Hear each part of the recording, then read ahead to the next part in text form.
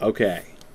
Welcome, finally, to actually the beginning of our class tonight. So tonight, I am going to talk about Isildur and Eorl the Young. But first, I have two announcements. One is that tomorrow is our bonus session. So this is our second of 3 bonus weeks for Unfinished Tales.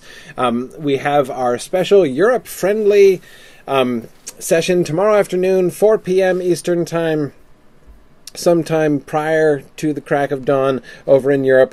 We'll have an extra Q&A. There have been some questions that people have sent in that I haven't gotten a chance to answer during our sessions. There are a few topics that I haven't been able to get to during the course of our earlier classes. In particular, there were some of the stuff about Thranduil and his involvement in the Battle of Dagorlad I wanted to come back and talk about last time, but I didn't get a chance to. So I'm definitely going to do that in tomorrow's session. We'll see what I get through tonight and whether or not I have time for indeed all of Cirion and Eorl. I'm not 100% sure that I will. So anyhow, I'm going to cover that. And of course, if you have other questions, if there are follow-up questions that you have, things that we didn't touch on in the chapters that we've already passed by, something you want me to go back and touch on that that you want to make sure doesn't just get left in the dust. If there are other questions related to the first and second and early third age stuff that you wanted to ask, please feel free to email me. You can email me at olsen@mythgard.org, or you can contact me through my Tolkien Professor social media. There are lots of different options there. So I will, or of course, you can just show up live and ask questions there.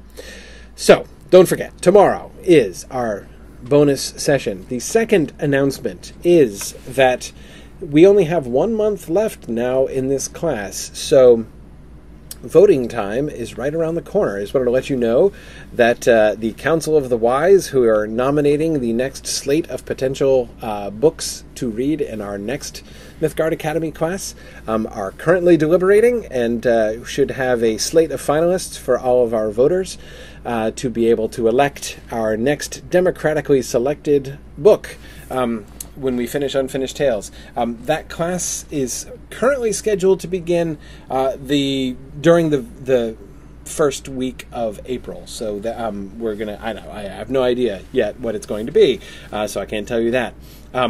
But I just wanted to let you know that process is kicking up. And I wanted to let you know that if you want to get involved, if you would like a say in this process, you still can. The voting process, our 100% democratic process for the material, for the content of our Mythgard Academy classes, is based upon the fundraiser that we ran last fall. Of course, the Mythgard Academy courses are completely free to take, but they're not free to run, so we definitely need your support to be able to continue running classes like we have. And the terms of the fundraiser, which we've been continuing throughout the year, are people who donate $25 get a vote to determine what is our next book to read, and that those voting rights are good for the remainder of the year. And everyone who has donated $100 or more gets a seat on the Council of the Wise, who gets the chance to nominate and lobby for particular books to put for the slate of finalists for the pool of voters. So it's been a really fun process. We've had 2 elections so far. The Return of the King and Unfinished Tales won. I know that in some ways it seems like,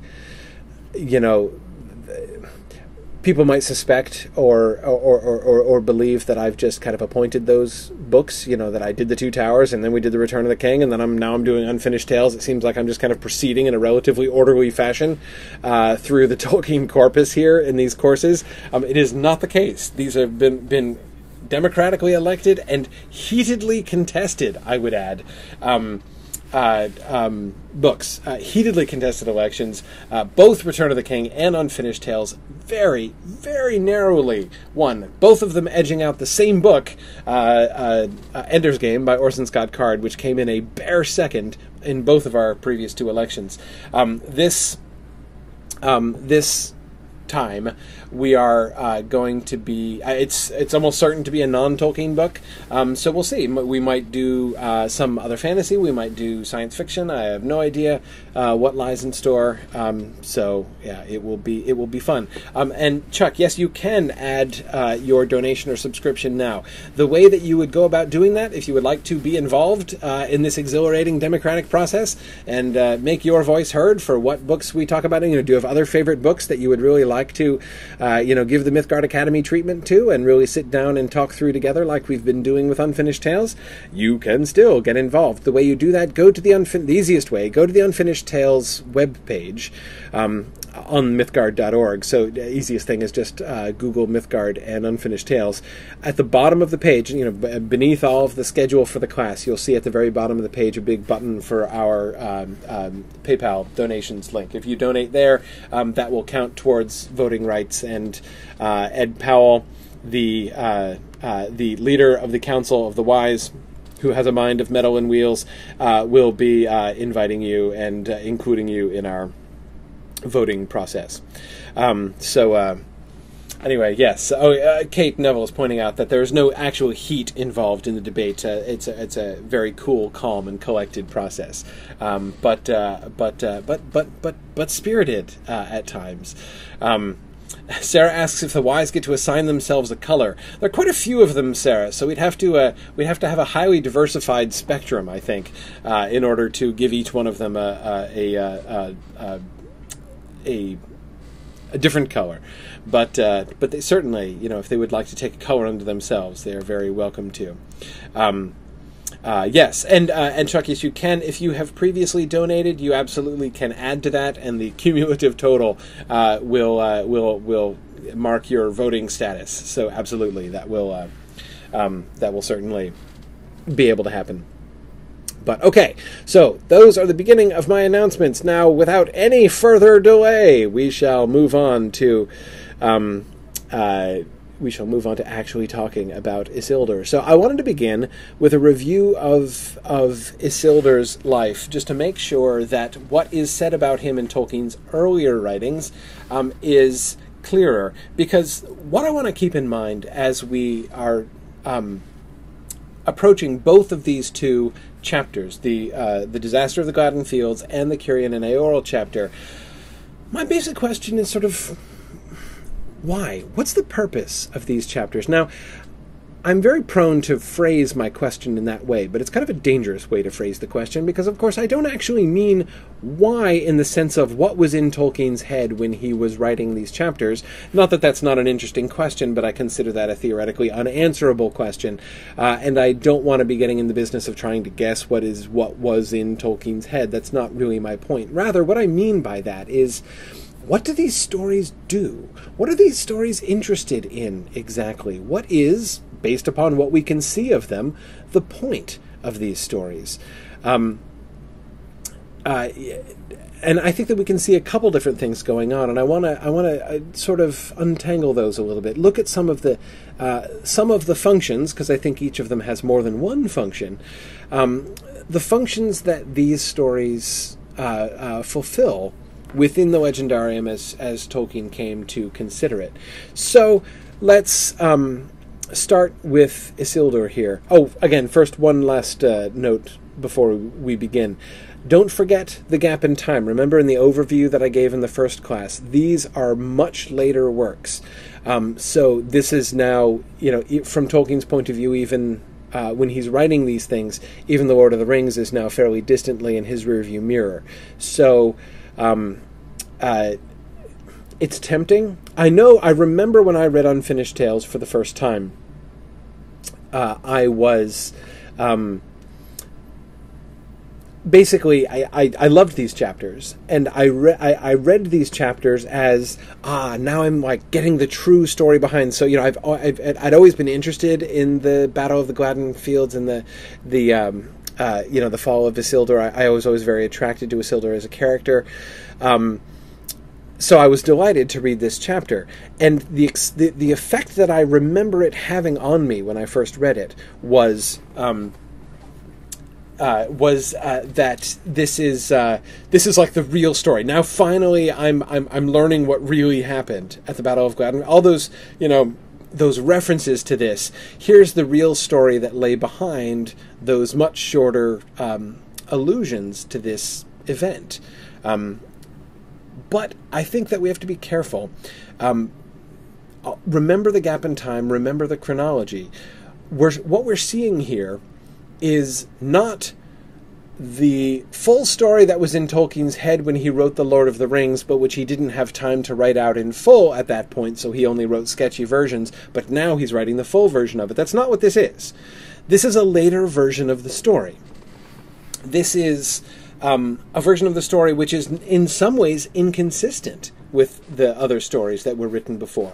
He has developed the story. He's doing different things. This is an account that has a very different effect than even the short versions of this story that we got earlier on.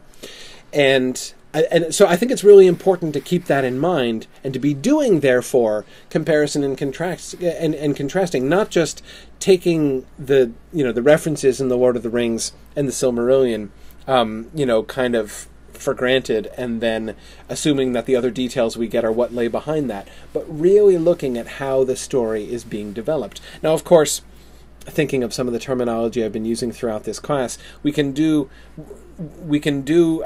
both a looking at and a looking along version of our analysis of this story, right? We can look at it in the sense of thinking of it in terms of Tolkien's developing ideas about the ring and about Middle-earth and about, of course, Isildur himself. We can also do a looking along analysis of this, and that, of course, is what Tolkien himself does in the bits that we get at the end of this chapter. That is where he talks about the sources of this story, and the discrepancies between this version of the Isildur story and the references that we got earlier on are explained within the framework of Middle-earth by the fact that more information comes to light after the Lord of the Rings. So anyway, I think that's, we can look at those in different ways, and we'll probably touch on that that concept in a couple different places. But I just wanted to make sure that all that stuff was kind of on the table before we begin our detailed analysis here. So, okay. Isildur, let's start with review. Actually, I apologize again for my webcam not working. I feel all insecure without my webcam. It feels really strange. I find myself, I'm continuing to stare into my inert webcam, which is really sad. Anyway, all right, hang on a second. Just remembering something. Those of you who are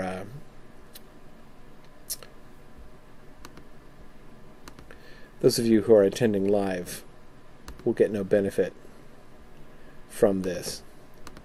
But, nah, that's not going to work either. Never mind. I'm still trying to solve my little problem here. Okay, never mind. I'm giving it up. Wait, what worked? It worked? Oh, yeah, briefly. Yeah, sort of. Not exactly. Yeah. Well, hang on a second. All right. One more attempt, because I can't resist.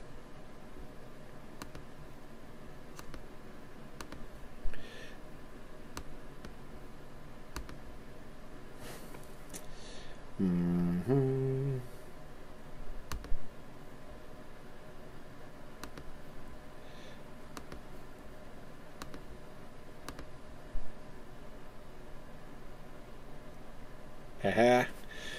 Well, it's kind of old school, but there we go. I feel a little bit better now.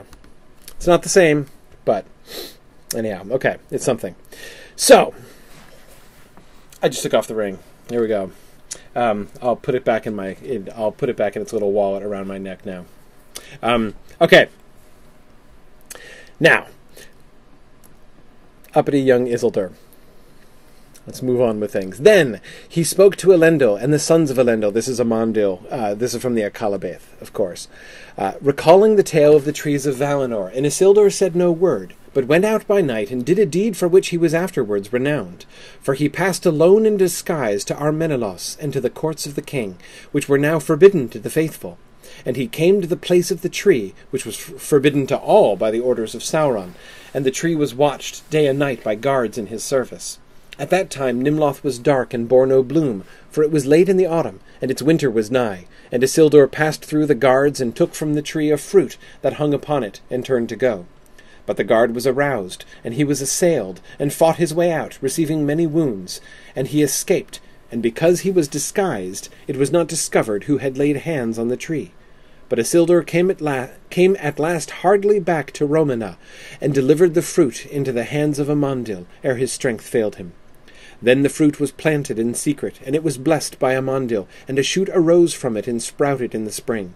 But when its first leaf opened, then Isildur, who had lain long and come near to death, arose and was troubled no more by his wounds. Okay, so... Okay. Fine.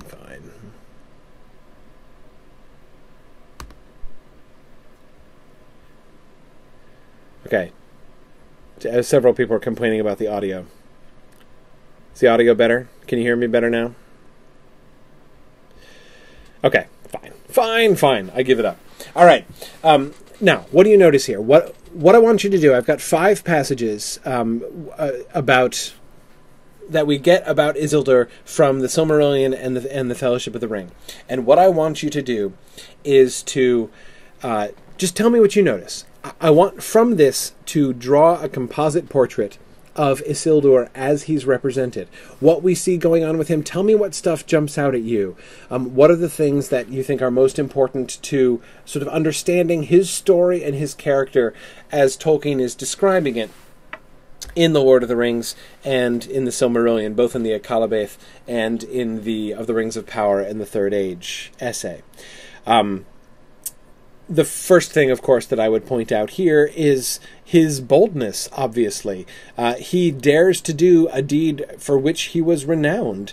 This is a big deal. You know, we're told how difficult this was for him to sneak into Armenelos, which was forbidden to the faithful, sneak into the place of the tree, forbidden to everybody, and in the face of the guards, make off with one of the fruits, and he has to fight his way out. This is a big deal. This takes a lot of bravery. This takes a lot of boldness. He is heroic and strong-willed. I agree with Kate's words there. Chris Stevens is unsure whether to call him bold or rash. Both of them seem, I think, Chris, to be kind of fair. Don says, from the get-go, he's a defier of Sauron. And I agree. You know, I'm tempted at various points to call Isildur rash or even arrogant at times, but Don, I think you touch on something very important. A crucial element of his character from the beginning is defiant of the enemy, and that seems to be a really good trait. Whether it might correlate with some other less good things, it is clearly a good thing in itself. Both Kate and Kevin are pointing out that he's clever enough to disguise himself, and that seems true. You know, he's not rash in the sense of he's just gonna go herring off and try to bring the fruit back by force and manages to pull it off. He is certainly foresighted. Kate Neville was pointing to his foresightedness, and Chris Stevens was just pointing to that as well. That he is, showing that he understands the significance of this. You know, there's a kind of reverence, I think, implied in the risk that he takes in order to preserve the White Tree of Numenor. I also like the argument that Tom Hillman is making. Says, the link between the tree and Isildur, and hence the kings in Middle-earth is established. Now, the link between the line of the kings and the tree is established in Numenor already. I mean, we have the prosperity of the line of the kings is at least sort of still even in some kind of superstition here, because they've long ceased to care about the Eldar or the Valar. but there's still that idea, that the idea of that link is still present in the minds of the Númenóreans. But Tom, I agree, there is a kind of extra dramatic demonstration of that link. It's almost as if through Isildur's sacrifice, or his willingness to sacrifice himself, that the tree, he and the tree are bound together in a sense. That certainly seems to me, anyway, the implication of those final words, that when the first leaf opened, then Isildur is healed. Don, and let's see, someone earlier on was also saying, April was saying that the fact that he was going in disguise seems to be at odds with the fact that he seems to be kind of arrogant and proud in other places.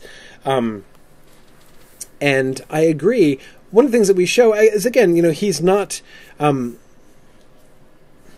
he does also have prudence. He does also have foresight. It was not only a clever, but prudent, and I'm thinking of prudence in the classical and medieval sense here. He has the virtue of prudence, to look ahead and think ahead from what he's doing. So I think that's good. And yeah, as April points out, you'd think if it was an act of defiance, he'd want it known that it was Isildur who spit in the eye of the enemy. Yes, he is not so full of himself that he is going to, shout out his own name like that. He doesn't need the credit in Sauron's eyes. He is defiant, but not merely arrogantly defiant. He is simply willing to risk all to stand up against evil and to protect that which is worthy of protection. I think that, so I'm certainly not trying to suggest that this is that there's anything wrong about what he does here. This is clearly a heroic act, and it's depicted as one. But it does also, but I think we can begin to see some things about his character, not all of which I think do make a fairly complex picture when we put all of them together. The other point that I would mention that a couple of you have been pointing to is the fact that he says nothing. Amandil speaks of it, and then Isildur said no word, but went out by night. We don't know why he didn't say anything. Is this because he was claiming this for himself? That this is that he didn't want to share the glory with anybody else? Did he not want to endanger anybody else? Did he was he thinking because he was so young and insignificant, that maybe he would not even be recognized? That seems possible, especially if he's quite young and they've been living out of the way. That he, maybe, I don't know. So we can imagine some flattering and some less flattering motivations for his choice to do this dangerous mission entirely solo. And I don't want to put more pressure on that fact than the text will bear. But I do think it's sort of an interesting observation to kind of keep in mind as we move forward. Speaking of his defiance, this is a little fact. This is, of course, it's not even a passage that really speaks about Isildur exactly, but this is one of the little facts that I have always really liked about Isildur. I've always been very interested in. Other strong places they built also upon either hand, that is, on either hand of Osgiliath, is the context of that sentence. Minas Ithil, the tower of the rising moon, eastward upon a shoulder of the mountains of shadow, as a threat to Mordor, and to the westward Minas Anor, the tower of the setting sun, at the feet of Mount Mindalluin, as a shield against the wild men of the dales. In Minas Ithil was the house of Isildur, and in Minas Anor the house of Anarion, but they shared the realm between them, and their thrones were set side by side in the great hall of Osgiliath. Okay. There are two things that I think that we can see here, which to me speak interestingly of Isildur as a character. One is that he chooses as his home base, he chooses to build Minas Ithil his home base on a shoulder of the mountains of shadow as a threat to Mordor. And again, it is defiance. It is, I agree, Yana, it's almost like a taunt to Sauron. Remember, Sauron, he's not like necessarily even there at the time when they land. Remember, they get the exiles come to Middle-earth before Sauron has returned, before they know that he's back. He's not yet declared war on them again, but they know he was there. They know that Mordor is his land, and the Barad-dûr is still standing. So to build your fortress, not just near the border of Mordor, but like actually on the border. I mean, on the slopes of the mountains that form the border of his. I mean, I agree, Carolyn. It's like directly spitting in Sauron's eye right there. It is a very aggressive move on Isildur's part, and that, I think, it seems to be part of his character. It's like that. A similar kind of defiance to that, his daring of going to rescue the fruit from the tree. But of course, the other thing is his equal ruling with his brother Anarion. Now, he's the elder brother. There is really no reason why he shouldn't claim the Southern Kingdom for himself. Why he should, he is the eldest of them. There was no sharing of the kingdom between brothers in Númenor. This is unusual. I know of no precedent for this. Even among the Noldor,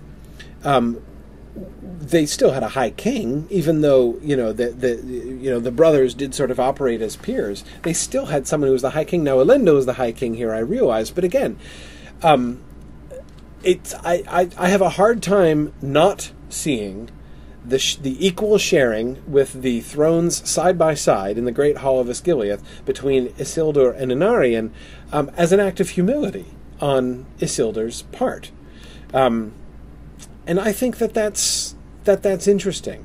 And Steve, I agree. I absolutely agree with you, Steve, about the effectiveness of Minas Ithil. That is, Steve points out that Minas Ithil is built essentially on a choke point. So from a military standpoint, it's very efficient to put a major guard there to watch evil forces trying to come in or going out. It does guard one of the passes into and out of Mordor, as well, of course, as dominating Ithilien, being right near the crossroads there. So you have the direct line from Mordor through Osgiliath to Minas Tirith, has Minas Ithil on its one end. If the enemy tries to pass troops up or down Ithilien, it's there. So I agree. There's sound military planning in that. But again, I think we can see there one conclusion that I think maybe can come to from these first two passages we've looked at. Isildur doesn't, I think, perhaps get quite enough credit for his brains. He's showing some foresight and cleverness in both cases. Now, in both cases, it is rash. I mean, that is to say, it is a very notable. It is a very notable act of defiance on his part. Again, in both cases, but it is but nevertheless, there's definitely prudence, thoughtfulness, strategy here.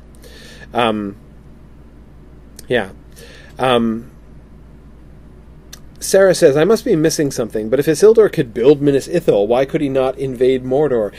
Sarah, I've never myself understood that the exact political situation at this time, right after the exiles arrive in Middle-earth, and before Sauron opens war against them again, exactly what is going on there. That is, who's in Mordor? The Barad-dûr is still there. It's presumably not empty, Sarah, or else Isildur would presumably have taken it, right? I mean, if the Barad-dûr were abandoned, I can't imagine Isildur wouldn't have waltzed in there. But excuse me. but he hasn't done that. However, he clearly had enough peace in order to build Minas Ithil unmolested. So, we seem to be in some kind of intermediary period where he doesn't either occupy or destroy the defenses of Mordor, but also he is able to build Minas Ithil. And Sarah, as I say, I've never felt like I have a really intuitive grasp of what that would have actually looked like. But it's I think it's definitely an interesting question. Anyway, was there another point I was going to make about this? I can't remember if there was. I don't think so. Let's move on. Now we move to the Fellowship of the Ring ones. Keep in mind that in moving to the Fellowship of the Ring, we are moving forwards in time, in Middle-earth time. That is now, this is Elrond at the Council of Elrond looking back at this time, rather than it being a chronicle of that time as we were getting in the Silmarillion. However, this is also an earlier text. The of the Rings of Power in the Third Age was written well after the Lord of the Rings, so this concept of Isildur is actually an earlier concept than the one that we get in Of the Rings of Power in the Third Age in the Silmarillion. Oh, sorry, but Chris makes a good point. He's sort of wondering how strong the army of Isildur is. They might not have wanted to get involved in an invasion if how many Númenóreans do they have with them? The sense certainly is that Gil-galad and Elendil bring a very large force from the north in order to wage war on Sauron. So maybe Isildur's troop strength was insufficient. That does seem plausible, Chris. But anyway. Elrond, Council of Elrond. Alas, yes, said Elrond. Isildur took it, as should not have been. It should have been cast then into Orodruin's fire nigh at hand, where it was made. But few marked what Isildur did. He alone stood by his father in that last mortal contest, and by Gil-galad only Círdan stood, and I. But Isildur would not listen to our counsel. This I will have as weregild for my father and my brother, he said, and therefore, whether we would or no, he took it to treasure it. But soon he was betrayed by it to his death, and so it is named in the north Isildur's bane. Yet death maybe was better than what else might have befallen him. Okay. Now, again, with all of these passages, with all these first 5 passages, I want you guys to be making observations. Feel free to start typing them as I'm still reading it. What do you see here? What do we learn about Isildur here? What are we getting about Isildur here in this passage? Yana thinks that the Isildur here sounds very different. Yes, he certainly sounds different from the Isildur we're going to get in the Disaster of the Gladden Fields. I absolutely agree, Yana. Good. April points out the emphasis that Isildur was loyal and stood by his father at the very end. Not only loyal, but also strong. That he had the capacity. He is the guy who actually cut the ring from Sauron's hand. Not in a fluke, but quite on purpose. Roy thinks that there's a sort of a similar dosage, as he says, of courage and pride in the tree story. We can certainly see both of those acting in here. Yes, I mean I think we can see a mix. Is it the same mix? It's hard to say, because what we didn't get in the stealing the fruit of the white tree story is any dialogue from Isildur. But all he says is, "This I will have as weregild for my father and my brother."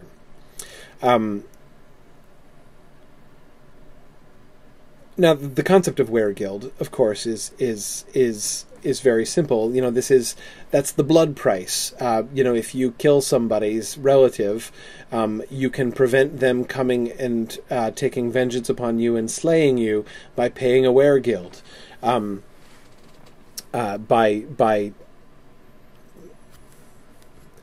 well, I mean, it's not exactly an apology, but yeah, I mean, you are paying money to basically recompense them for the injury that you have done to them. This I will have as, he claims the ring as weregild for his father and his brother. Sauron has killed my father and my brother. I will take this from Sauron as a weregild. But I agree with Sharon Powell here. Isildur's farsightedness certainly fails here. Yeah, it absolutely does. Brian Yoder is sort of wondering to what extent the depiction of Isildur in the Peter Jackson film is tainting his analysis. It's a very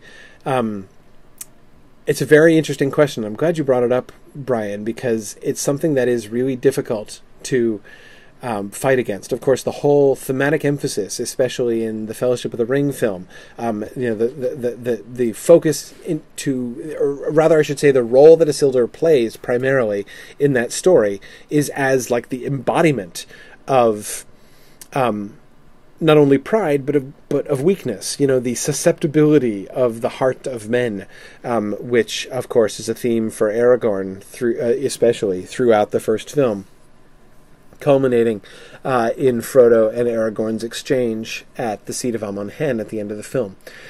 I agree.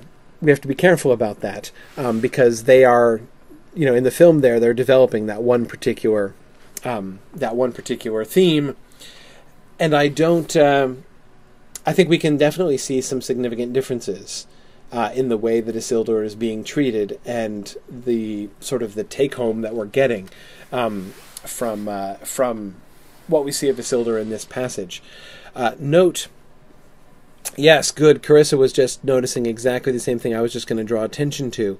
Death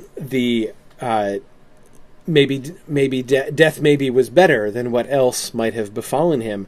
Carissa asks, would Isildur have been made a wraith had he not died? We don't know, because Isildur is the first person other than Sauron ever to put on the One Ring. The ruling ring, there's no precedent for what the ruling ring will do to a person, because, again, Isildur is the only other person ever to touch it. And Gollum is a kind of a bad data point.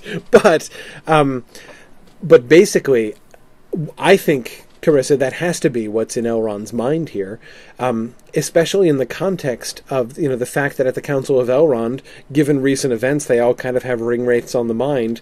I think that's clearly the precedent in question here. Isildur would certainly have been very like one of the kings who was seduced by the Nine Rings. So I definitely think that I definitely think that that's what Elrond is pointing to there. That it did lead to his death, but at the end of the day, he got off pretty lightly. Would he have become a wraith? Again, nobody knows exactly. Would he have set himself up as a Dark Lord, and would he have become the next Sauron? Maybe that's what Elrond is pointing to. I'm not sure. But yeah, as Tom points out, he didn't begin his possession of the ring with pity as Bilbo did. No, what does he begin it with? Well, this I will have as weregild for my father and my brother. It's hard to call it greed, exactly. It's not like he's all in it for gain, exactly, but he claims it for himself. Chris Stevens was wondering if this, that sounds a little bit like a ring-induced rationalization, possibly. Carolyn is reminded of Smaug thinking about treasure in this sense, and dragon sickness and all that kind of thing. Anyway, he's several of you are talking about vengeance and revenge. That does seem to be the thing one thing anyway that's on his mind.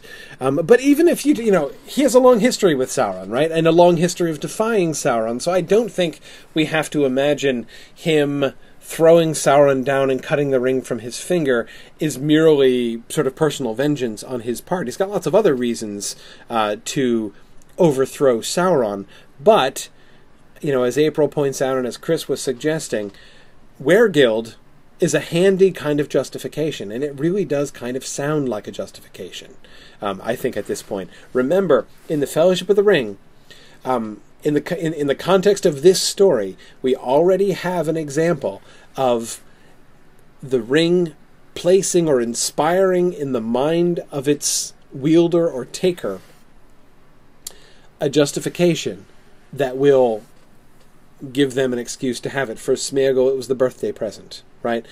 For Bilbo, it was the lying first edition version of the riddle game, right? His winning the ring as a present in the riddle game.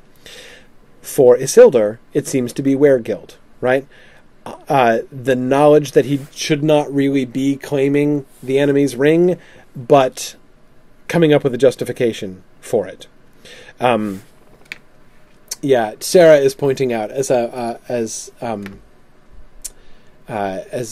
I'm sure that Carolyn was before as well. He took it to treasure it. Sounds a little suspect. Who would really treasure a blood price? Yeah, it doesn't really sound like he's primarily thinking of his father and brother there, right? It's not to honor the memory of his father and brother that he's taking it. He's taking it to treasure it. Yeah, good. So, one of the striking things to me here is the lack of foresight. That was one thing that we saw. We saw boldness, we saw daring, we saw defiance, which tended, perhaps, in the direction of pride and arrogance in the two other Isildur stories here. We see things like that, but untempered with the kind of wisdom and foresight that we tended to see before. That's very interesting, Jonathan. I'd never thought about that. That Jonathan Spencer suggesting there's a kind of ironic parallel here between his taking of the ring and his taking of the fruit of the white tree. That in a sense, taking the ring is like taking the fruit, is like taking the seed of the tree, just as the fruit is going to preserve the white tree and the sort of inheritance, the Númenorian heritage and their connection back to the Eldar and the Valar. So here he's keeping the fruit of evil alive, and it's a very bitter and ironic kind of parallel. I really like that, Jonathan. I never thought of that before. Yeah, good. And Annie Britton is pointing out that the text does specifically say that Isildur was betrayed by the ring, rather than by his own actions, suggesting that the ring is in fact acting, in some sense, independently of him here. Yeah, good. Now, let's look at the next one. This is from later in the Council of Elrond. This is Gandalf reading Isildur's own words. Again, tell me what you see here. Tell me what we learn here. The great ring shall go now to be an heirloom of the North Kingdom, but records of it shall be left in Gondor, where also dwell the heirs of Elendil, lest a time come when the memory of these great matters shall grow dim. And after these words Isildur described the ring such as he found it.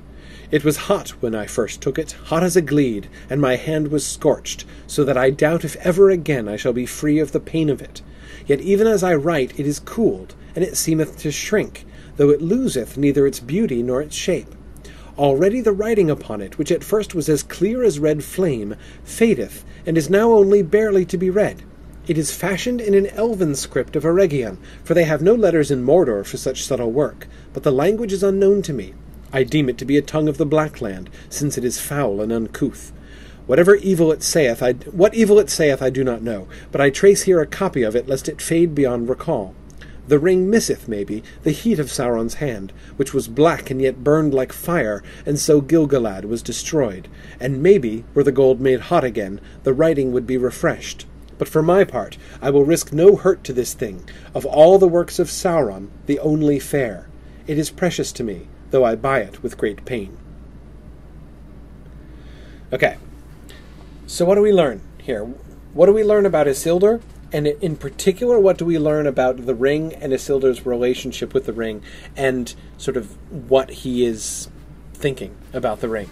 Yes, of course, both Neil and Chris Stevens at the same time are pointing out the precious reference, right? That's a that's a word certainly that leaps off the page, in particular in the context of the Fellowship of the Ring. It wouldn't leap so strongly off the page if it were used in the Silmarillion, for instance. In the Fellowship of the Ring, it certainly does. Yeah, good. Yana is pointing out that the ring hurts him already physically, if not mentally. Yes, though notice the context of the pain. He says that his hand was scorched. It burned his hand because it was hot when he first took it. That Sauron's hand was hot. Sauron's hand was black but burned like fire. Sauron apparently killed Gil-galad with his own bare hands, with his burning hands, is apparently how Gil-galad was killed. And thus the golden ring, which he had on his finger, was piping hot when Isildur took it. It was as hot as a gleed. It was as hot as a red coal. But... And so he burned himself. So apparently he's got, like, on his hand or on his fingers, blistering scorch marks in the shape of the ring when he went to pick it up, presumably, like you would get if you went to pick up any gold ring that had been sitting in a fire. Remember Frodo's shrinking palm when Gandalf takes the ring out of the fire and drops it in Frodo's palm in Bag End. He's afraid his hand is going to get scorched, right? Because anyone would be afraid who had a piece of metal sitting in the midst of their fireplace. Most people would not want to take that metal immediately onto their palms. And of course, from that incident, that is the incident in Frodo's sitting room, we know that it takes quite a lot of heat to heat the ring. The ring passes through Frodo's fire not only undamaged, but even unheated. That's why it does not hurt Frodo when he puts it on his palm. So the suggestion is it takes a lot to get the ring hot. That the ring's heat is presumably not only a physical response to the heat of Sauron's hand, but also in some sense a sort of, resonance with his power. But it does, when he speaks of his hand being scorched, I understand that as meaning that literally, that it was hot. He says it was as hot as a gleed, and it scorched me when I tried to pick it up. And so I doubt if ever again I shall be free of the pain of it. I think that means that the burns he got from the ring when he first picked it up haven't healed, and he doesn't think they'll ever heal. And that itself is kind of interesting, actually. What you probably see me building towards, if you are thinking towards the disaster of the Gladden Fields from Unfinished Tales, I don't see any evidence in this passage that it hurts Isildur to wear the ring now. It was hot when he first took it, but it fadeth, right? It's now getting cool.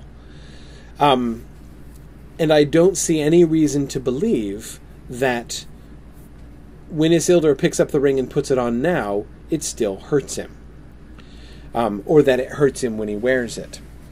The reference to the pain of the ring seems to simply be about the hotness of it. And again, the pain he says will never go away is not the pain of wearing the ring. It's the pain of his hand being scorched. When he first took it, he did not put it on. Right? He picked it up and was standing there in conversation not with Gil-galad, but with Elrond and Círdan. He did not put it on his hand. So the pain of which he doubts he shall ever be free is not the pain of wearing the ring. It's the pain of the burn he received from picking up the ring. So the burn that he received, and this certainly seems to add to the idea that it is not merely a physical heat that the ring had acquired from the burning hand of Sauron, but that it was in some sense a spiritual heat as well, or rather that heat that he was feeling was a testimony to its power and evil force in some way, and not just its physical temperature. The fact that those burns have not healed and he does not now expect them to heal seems to me to again point to that and to reflect that. he says at the end, "It is precious to me, though I buy it with great pain." Jeff Allen says, let's see. Oh, no, sorry. Paul was saying that he's always read that last line to mean the pain of what he has lost, his father and brother. Paul, I'd often read it in the same way too. That is to say, he's looking at this and saying, this is what he has gained. The war against Sauron cost them a lot. They've paid a heavy price. What has he gained? What has he gotten back? He's kept his kingdom. They've kept their lives. They've preserved the people from Sauron and his armies. That's a good thing. But he's lost his father. He's lost his brother. The Gilgalad is no more. But he does. He has one thing on the other side of the scales. He's gained this ring. He has bought it with great pain. I think this is picking up on the Weregild language. Again, back to his justification. He's bought it. He's not taken it, right? He's not seized it. He's bought it. And he's bought it with pain. This is self-sacrificial, right? It sounds kind of like a rationalization, doesn't it? Yeah. Yeah, as Neil says, he deserves it now. Josh asks, what is a glede? It was many years before I encountered the word glede anywhere else, other than this passage. Glede means a coal, like a red-hot coal in the fire. So if you might have, after you burn away the logs, there will be a bunch of gledes there in the bottom, amongst the ashes in your fireplace. So that's, again, his explanation of how hot it was when he picked it up. Okay. We'll come back to this business with the pain. But I wanted to make sure that we looked at this because I do want to refer back to this when we get to the reference to Isildur's pain wearing the ring in the disaster of the Gladden Fields. We see, of course, what would appear to be the additional hold that the ring is already gaining over him. We were sort of, several of us were suggesting that his reference to Weregild already sounds like the kind of rationalization that new possessors of the ring seem to be prone to making. If that's the case here, we see him beginning to go through a thought process which is quite like what we've seen in Gollum, in Bilbo, and even in Frodo. This kind of, for my part, I will risk no hurt to this thing, right? Frodo even can't get himself to throw it into his fireplace. Cannot will to damage it. Yeah. So anyway, that I think is,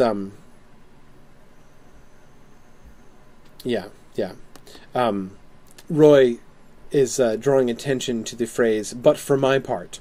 Yes, I agree that is a really interesting moment. For my part, I will risk no hurt to this thing. Roy, doesn't that sound like slightly divisive, possibly at Elrond's expense, right? Sort of a recognition, almost the shadow of a confession that there are others who did, in fact, want to hurt this thing, right? And his own reassertion, right? For my part, I will risk no hurt to this thing. Other people might have different opinions, but I'm not going to let this thing get hurt. So again, especially in the context of Elrond's previous comment, that seems interesting. Okay, one more. And that is the description of the disaster of the Gladden Fields that is in the Silmarillion. This is the passage from Of the Rings of Power in the Third Age. The ruling ring passed out of knowledge, even of the wise in that age, yet it was not unmade, for Isildur would not surrender it to Elrond and Círdan, who stood by. They counselled him to cast it into the fire of Orod ruin nigh at hand, in which it had been forged, so that it should perish, and the power of Sauron be forever diminished, and he should remain only as a shadow of malice in the wilderness. But Isildur refused this counsel, saying, This I will have as Weregild for my father's death and my brother's. Was it not I that dealt the enemy his death blow? And the ring that he held seemed to him exceedingly fair to look on, and he would not suffer it to be destroyed. Taking it, therefore, he returned at first to Minas Anor, and there planted the white tree in memory of his brother Anarion. But soon he departed, and after he had given counsel to Meneldil, his brother's son, and had committed to him the realm of the south, he bore away the ring to be an heirloom of his house, and marched north from Gondor by the way that Elendil had come. And he forsook the south kingdom, for he purposed to take up his father's realm in Eriador, far from the shadow of the Black Land. But Isildur was overwhelmed by a host of orcs that lay in wait. Actually, let's pause here for a second. Let's talk about the first paragraph first. So here we have his claiming of the ring. What do you notice here? Now, this is different. This is from the Silmarillion. This is from Of the Rings of Power in the Third Age in the Silmarillion. So this is written later than the Fellowship of the Ring passages we were just looking at. We can see, of course, we have the quotation of the "This I will have is weregild for my father's death and my brother's." But we get something extra that was not in Elrond's account that he told to the council. Was it not I that dealt the enemy his death blow? April points out he here gives two justifications for taking the ring, right? As Neil says, he's justifying it by right of war. Not only is he owed a weregild from Sauron, and so therefore, just as Bilbo was owed a present for winning the riddle game, and just as Smeagol was owed a birthday present by Diegol, at least as he convinces himself, so Isildur seems to convince himself that he deserves the ring doubly, right? It's here a double justification, as April says. He deserves it because he is owed a weregild by Sauron, and also he deserves it because it is his rightful booty. It is his right to take something from the slain. He has won it. I think that we seem to be getting that emphasized here. Good.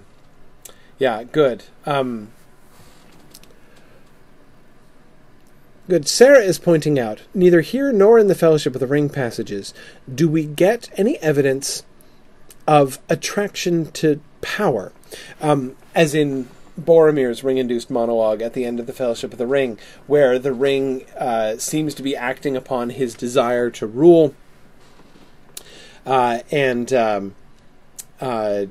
sort of getting to him that way. As Sarah's pointing out, his emphasis is only on its beauty, on how fair it is. We got that in his scroll that Gandalf recites, and we get that here in this passage as well. The ring seemed to him exceedingly fair to look upon. I would add, Sarah, that I do think that there is, in some sense, an implication of a temptation to power, in the fact that he is deeming it, setting it aside as an heirloom for his house.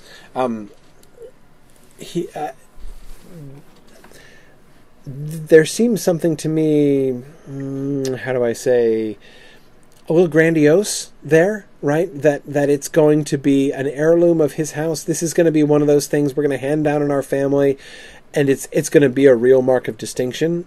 That his house is going to be, the reputation, the stature, in some sense, of his house is going to be augmented by having this as a mighty heirloom.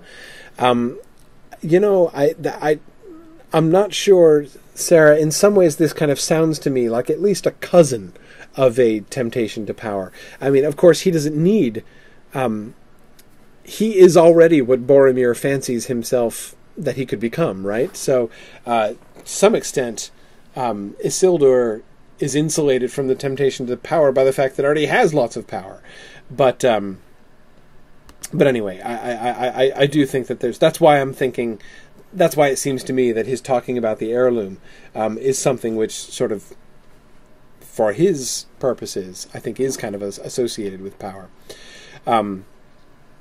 Okay, let's see. Oh, good. And Chuck was making a similar point about the fairness of the ring. That it's interesting that we get that emphasis on its beauty.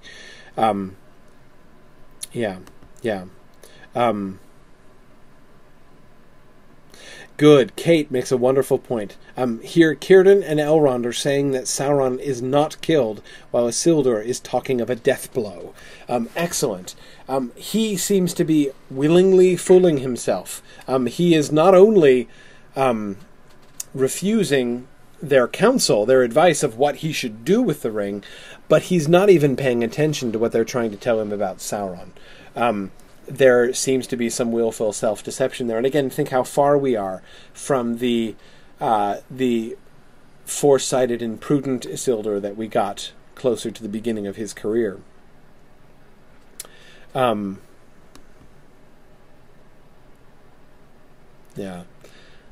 see. Sorry, I'm just looking through some of your other comments here.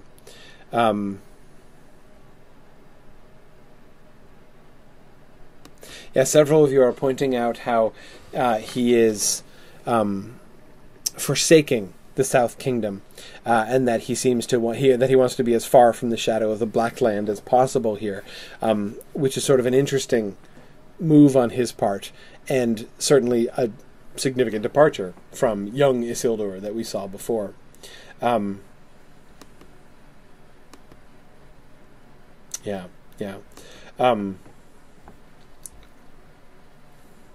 Good. Well, let's go on to the second paragraph, which describes the actual battle.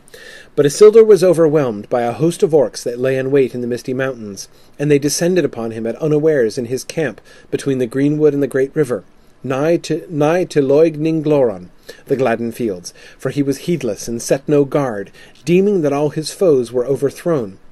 There well nigh all his people were slain, and among them were his 3 elder sons, Elendur, Aratan, and Cirion. But his wife and his youngest son, Velandil, he had left in Imladris when he went to the war. Isildur himself escaped by means of the ring, for when he wore it he was invisible to all eyes.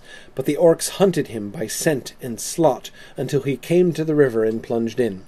There the ring betrayed him and avenged its maker, for it slipped from his finger as he swam, and it was lost in the water.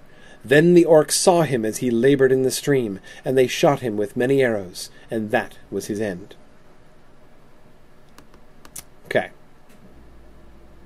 What do you notice here? Yeah, Dime, I've always been a big fan of scent and slot as well.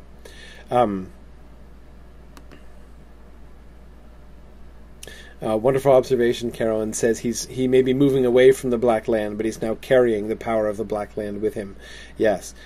Well, one quick thing that I notice here, I say quick because I with all of my delays earlier, I'm going to need to accelerate a bit here. Isildur, well, I think he comes off as kind of pitiful, actually, in this passage. If you look at all the things that we're told about him here. First, he's ambushed because he's heedless. Now, he has some pretty good reason to be heedless and to set no guard. He deems that all his foes were overthrown. And it's not like he's got no reason to think that.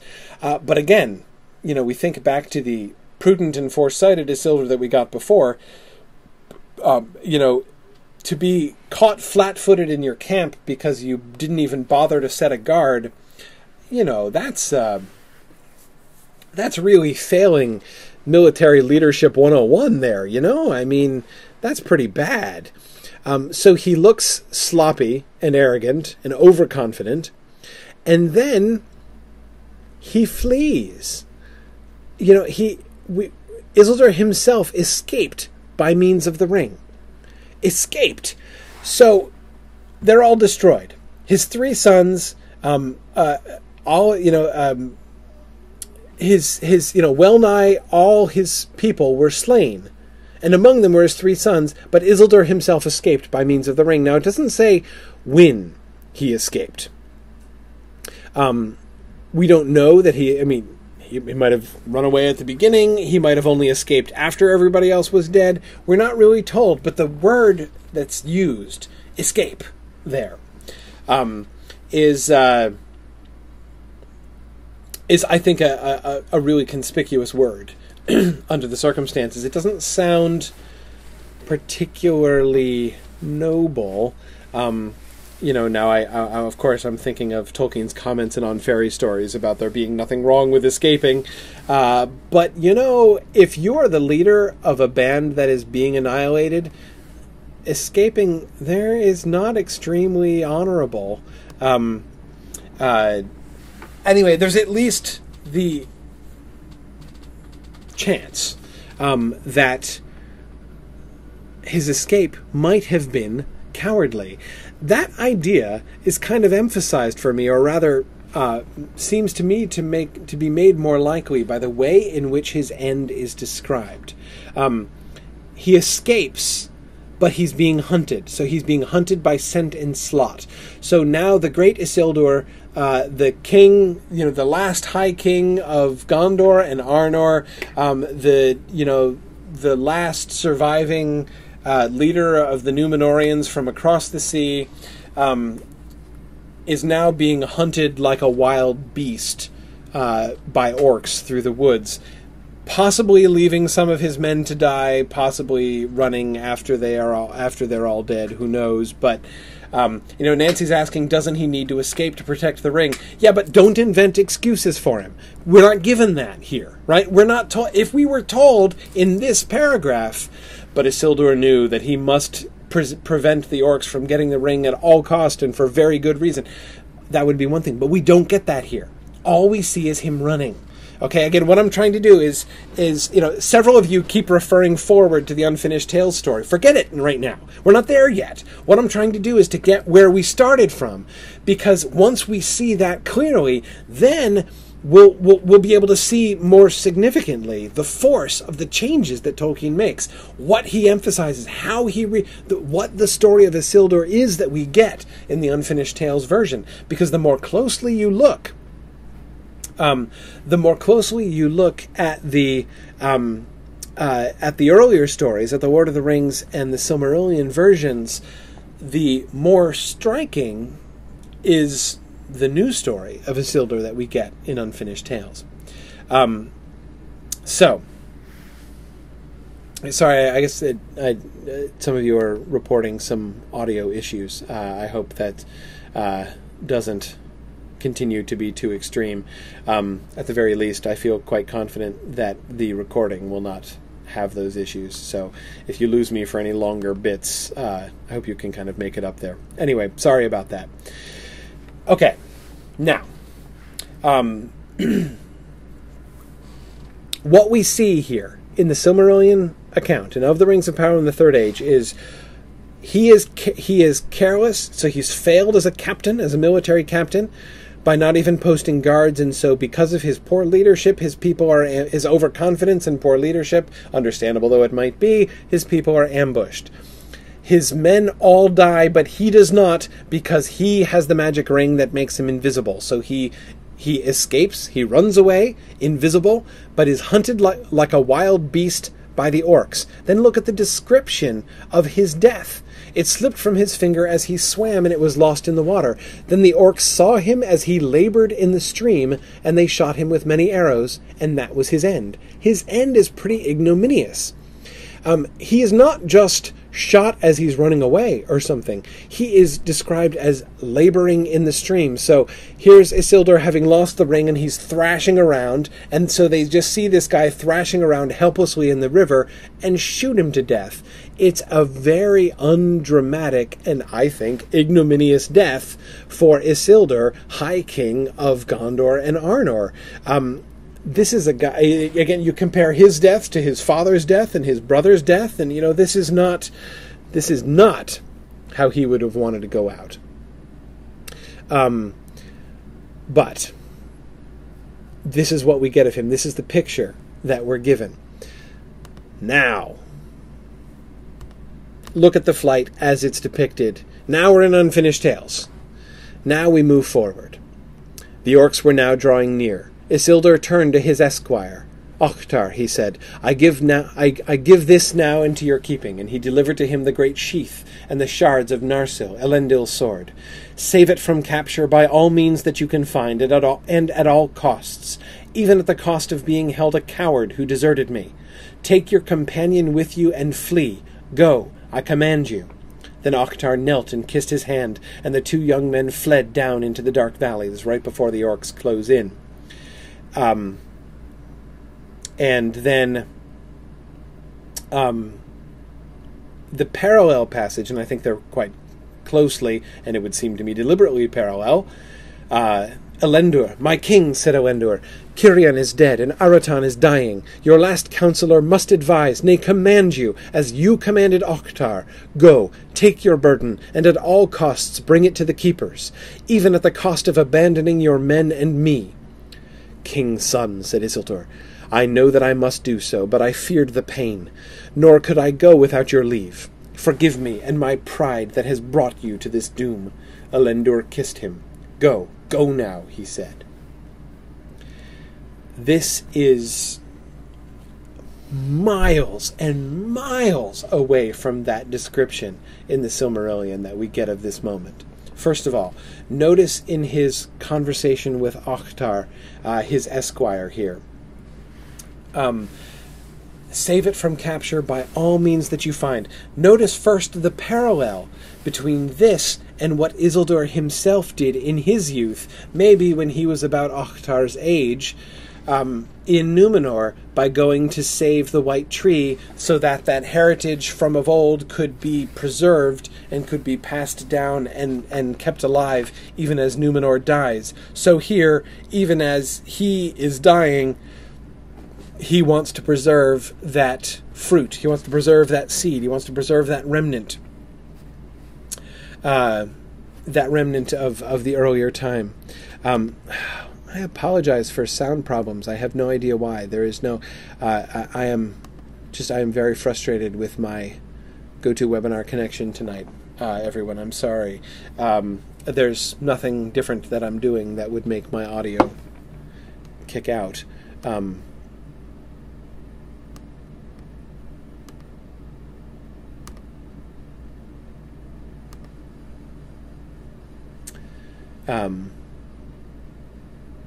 Okay, can you hear me now? Can everybody hear me now?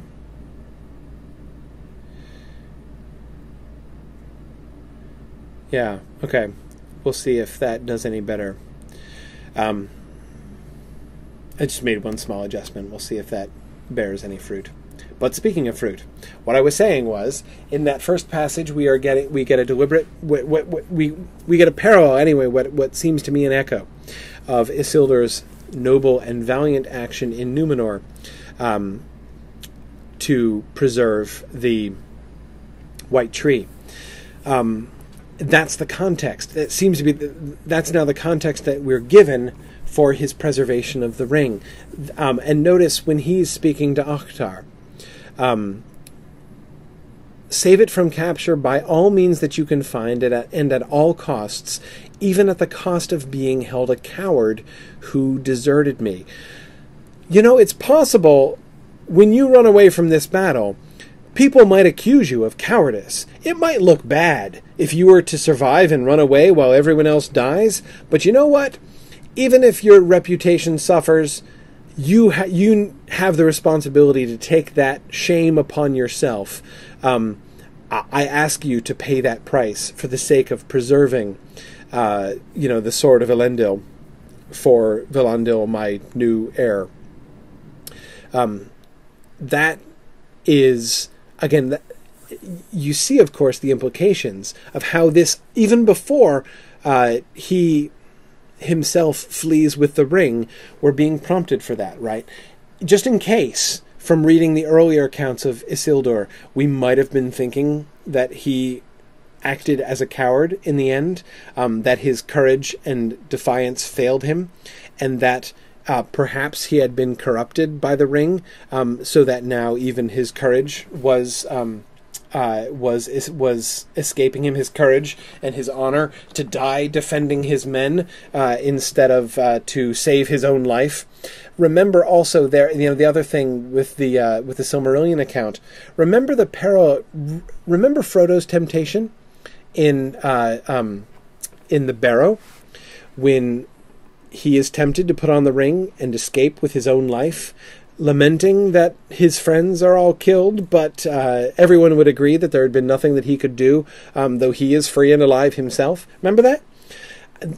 I think it's the parallel with that passage, that Frodo temptation, that makes me wonder if his escaping with the ring and fleeing like a wild animal, being pursued by scent and slot and hunted by the orcs, did not originate in a temptation from the ring.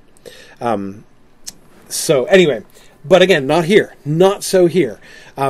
And with the parallel with Oktar, now Isildur has to command him. Right, he's not leaving his sons and his men to die. He is being commanded. Isildur, his son and last counselor, must advise, nay, command him as he commanded Oktar. Go, take your burden, and at all costs bring it to the keepers. Now notice, it's not just to preserve the ring even, right? Don't let the enemy get the ring. Don't let the orcs have the ring, but rather, it is our responsibility to get rid of this thing. We cannot let the servants of the enemy take it back. We must bring it to the keepers of the three rings so that they can take it and destroy it, or whatever they choose to do. So again, the whole context of that is now really changed. And with him departing, making a sacrifice of his own pride, at the moment that he's confessing his own pride, I knew that I must do so, but I feared the pain, nor could I go without your leave. He admits his fear, right? He's almost calling himself a coward here. I know that that's what I really should do, but I was too afraid to do it. He admits to his son, right? That's a very non-arrogant thing to say. Nor could I go without your leave. Forgive me and my pride that has brought you to this doom. The whole attitude of Isildur is, I think, radically different than what we see in the Fellowship of the Ring and the Silmarillion passages, especially the latter ones. Okay. Now, also, we have the fact that the ring, now in this conception, seems to hurt him all the time. And again, this is why I was trying to maintain that distinction. Remember, at the very beginning of class, I said, keep in mind, what we're getting here is not just, here is the story that really lies behind what was really in Tolkien's mind when he wrote The Fellowship of the Ring. That's why I don't believe, when he describes the pain that Isildur feels in wearing the ring, that was what was in his head when he wrote that passage in The Fellowship of the Ring. I don't believe that. The passage in The Fellowship of the Ring seems to be describing something quite different. He's playing on that. There is no doubt in my mind that that when you look at the other way around, that is, when we look at the Unfinished Tales passage and compare it backwards, that this text is recalling the references to his doubting if he will ever be free of the pain of it. But it's, I believe, reinterpreting that passage and adding an element which I do not see evidence of in the Fellowship of the Ring account. So let's look at this here. There was not only cunning in the attack, but fierce and relentless hatred. The orcs of the mountains were stiffened and commanded by grim servants of Barad-dûr, sent out long before to watch the passes, and though it was unknown to them, the ring, cut from his black hand 2 years before, was still laden with Sauron's evil will, and called to all his servants for their aid. The Dunedain had gone scarcely a mile when the orcs moved again. This time they did not charge, but used all their forces. They came down on a wide front, which bent into a crescent, and soon closed into an unbroken ring about the Dunedain. They were silent now, and kept at a distance out of the range of the dreaded steel bows of Númenor, though the light was fast failing, and Isildur had all too few archers for his need. He halted. There was a pause, though the most keen-eyed among the Dunedain said that the orcs were moving inwards stealthily, step by step. Isildur went to his father, who was standing dark and alone, as if lost in thought. "Atarinya," he said, "what of the power that would cow these foul creatures, and command them to obey you? Is it then of no avail?" "Alas, it is not, Senya. I cannot use it. I dread the pain of touching it, and I have not yet found the strength to bend it to my will. It needs one greater than I now know myself to be. My pride has fallen. It should go to the keepers of the three. Okay. This passage I find really remarkable.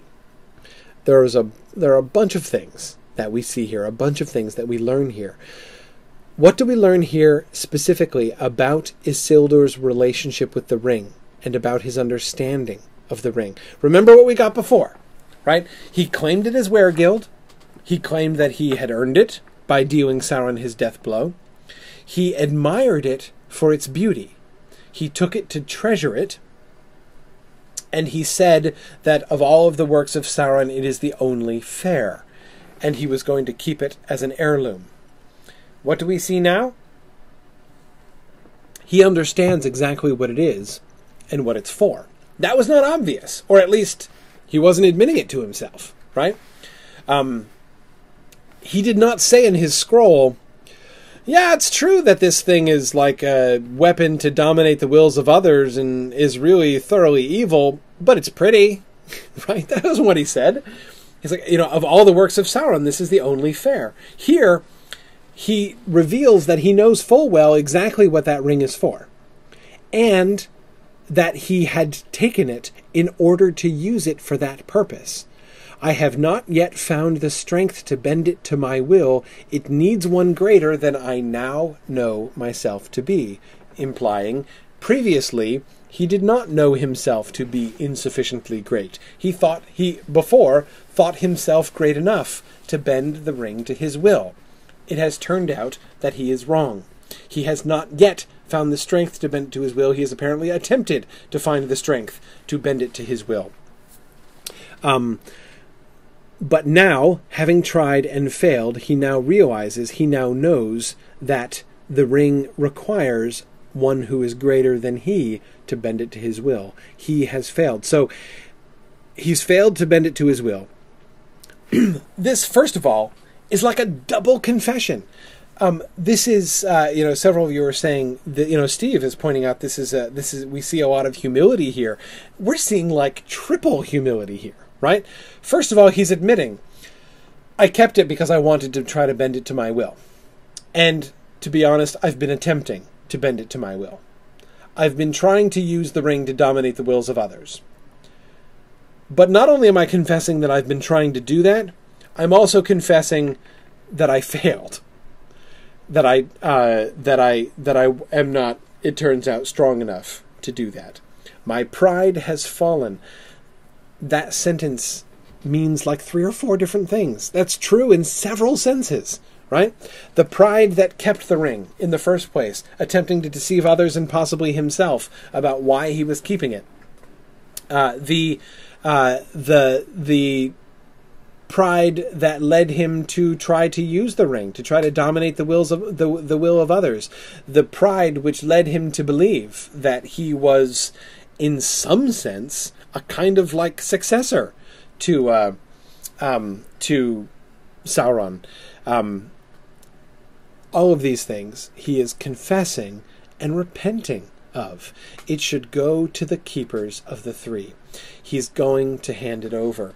He's going to give it to Elrond in Rivendell when he gets there. Tom Hillman points out yet he still can't or doesn't want to throw the ring into the fire, which is the only right thing. Instead, he has the terrible idea of passing the buck. It's true, but Tom, I want to kind of throw him a bone here. It's like Frodo can't bear to throw it in the fire, right? He's got to give it to Gandalf, and Gandalf chucks it in the fire. Isildur, remember also Gandalf saying that he doesn't think that Bilbo would have just thrown the ring away? The will to damage the ring seems to be one of the first things to go. In all of the ring bearers that we see. Just as Bilbo was able to hand it on to Frodo, hand it on to his heir, so handing it to the keepers of the three seems to be the closest that Isildur can come to giving it up. He says he's going to give it up. That he has, in this sense, conquered the temptation. And as Yana points out, the elves could still very easily take it to Mount Doom at this point. Absolutely, there's nothing stopping them doing that right now. It's 2 years since Sauron fell. And what's more, he knows what the Keepers of the Three want, right? It's not like he's trying to deceive himself into thinking maybe they're going to keep it, right? He knows, Círdan and Elrond were standing right there telling him what he should do, and he didn't do it. So by giving it to them, he knows what they're going to want to do with it. So he is, it seems to me, at least implicitly, and I think even explicitly here, saying, I'm going to give it to them so they can destroy it. It's true that he can't destroy it himself. But Tom, I do agree with you in saying that he still shows that he's under the influence of the ring. But again, he seems almost to he seems almost to recognize that fact here. Yes, Robert, you're right. He is going the wrong way. But again, his intentions seem to be correct here. Anyway, the whole relationship between him and the ring here is, I think, much clearly different. Now, does that mean that this is a contradiction of the previous things? No, I don't think so. I think that what we are getting here is a moment of repentance, a moment of recognition, a moment of honesty with both with Elendor and with himself, that the Isildur of the Chronicles that we heard about before never showed, at least never showed in public. Well, not public. The note that Gandalf read wasn't a public note. That was private, and yet even there we see him sort of being deceived in some sense, or perhaps deceiving himself.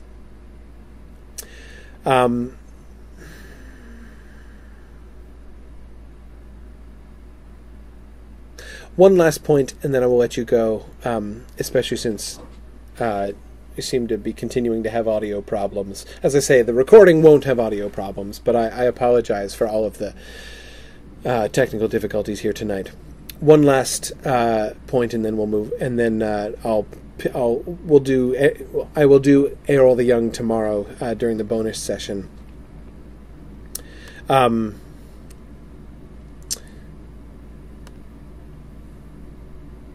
Remember the image of him being hunted like a wild animal to the river, and when the ring slips off his finger, him laboring in the stream and being executed by orcs, the orcs who had pursued him. The hunt finally catches him as he attempts and fails to swim in the river, and is just shot down from the banks. So it was that he came at last to the banks of Anduin at the dead of night, and he was weary, for he had made a journey that the Dunedain on such ground could have made no quicker, marching without halt and by day. The river was, that is to say, his flight to the river is an athletic feat that any Númenórean would have been proud of. So already we have his flight itself being described in almost heroic, at least in sort of epic terms. The river was swirling dark and swift before him. He stood for a while, alone and in despair. Note, the orcs are not hunting him by scent, slaught, or otherwise. That does not happen in this version of the story. So we don't get that picture of him, helpless and terrified and running before his foes. Instead, we have him heroically marching on his own, undertaking a solo journey of great hardship and weariness, which few other Númenóreans could have attained. And now remember that swirling, dark and swift river that he's looking at. He stood for a while, alone and in despair. Then in haste he cast off all his armor and weapons, save a short sword at his belt, and plunged into the water.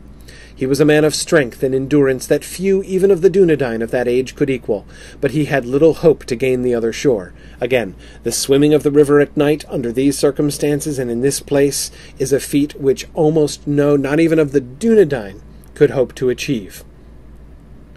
Notice also that he has overcome his despair. He is fleeing. He has his emergency rations. Remember, in the notes we hear about the belt that the Númenórean soldiers would have had, which would have contained his emergency whey bread and his emergency little pseudo Miravor thing, because that was not found with his armor and weapons, right? So he took it with him, and he took his short sword. In other words, he's not just throwing away all his gear.